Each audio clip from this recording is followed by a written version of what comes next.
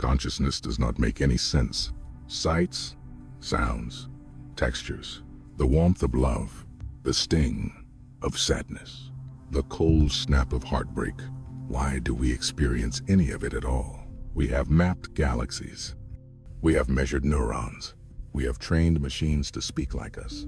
And still the most intimate question remains unanswered. Why does it feel like anything to be you? Here's the twist. The fastest way to understand consciousness is not to chase a theory.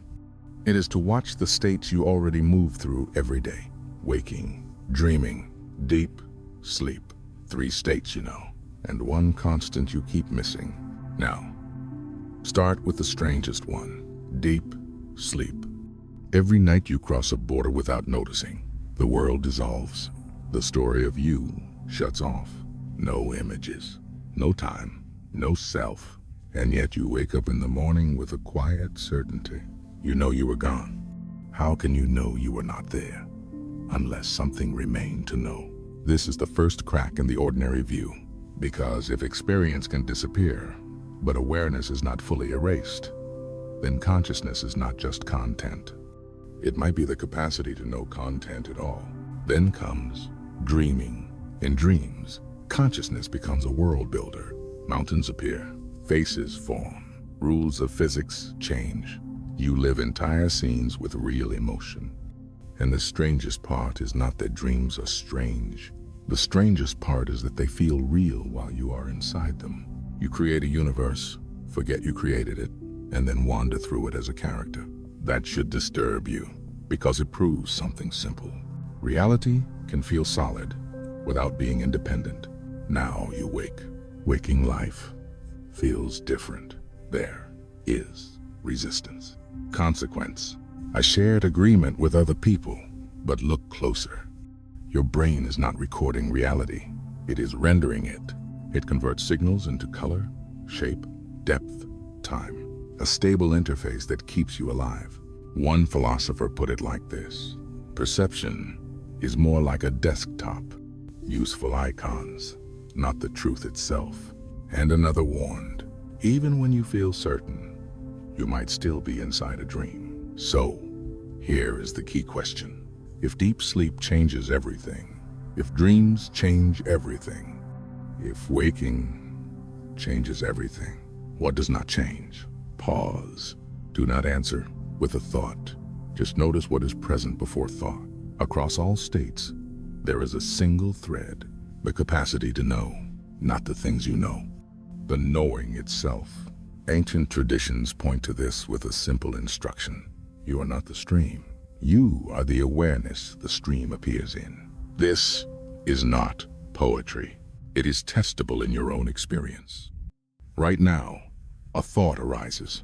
Maybe it says yes, maybe it says no, but you notice it. That means you are not identical to it. If you can watch your mind, what are you? This is the doorway to the next layer, the witness. When attention turns inward, something becomes obvious. Awareness can be aware of itself. Thought slows, the inner noise thins, and what remains is simple, silent presence.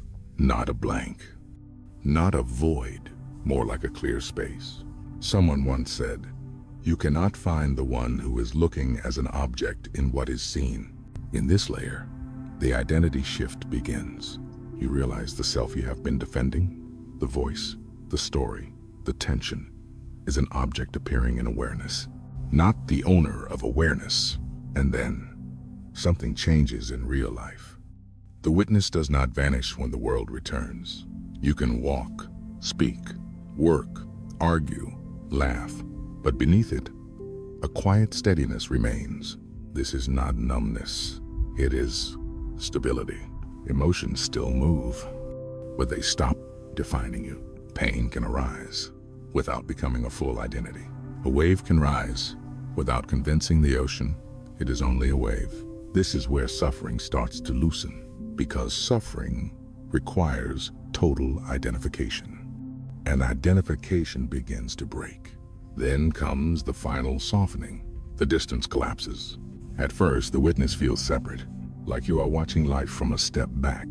But eventually, even that separation begins to dissolve. You start to sense a strange intimacy with everything, not as an idea, as a perception. The tree does not feel like an object. The sky does not feel like background. The world feels alive. Not because the world changed, but because the boundary that kept everything outside you weakened. Some traditions call this devotion. Some call it sacred perception. Not love as an emotion you aim at something. Love is the way seeing happens when separation fades. And then, if this deepens far enough, even the witness disappears. Not into unconsciousness, into unity. No inside, no outside, no subject, no object, just consciousness. Self, luminous, appearing as everything, different languages, same direction. And here is the ending that changes the beginning. Maybe consciousness is not something you have. Maybe it is what you are.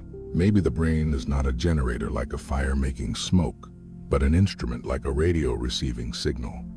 Maybe the person you think you are is a story inside a larger field, and that field has been looking through your eyes the whole time. Now, do not believe any of this. Try one simple experiment right now. Notice the next thought. Then notice what notices it. Do not name it. Do not chase it. Just rest as that for a few seconds. Be the knowing and see what remains when the story pauses. That is the thread. Deep sleep hides it. Dreams paint over it. Waking life distracts from it. But it is always here, not as an object, as you.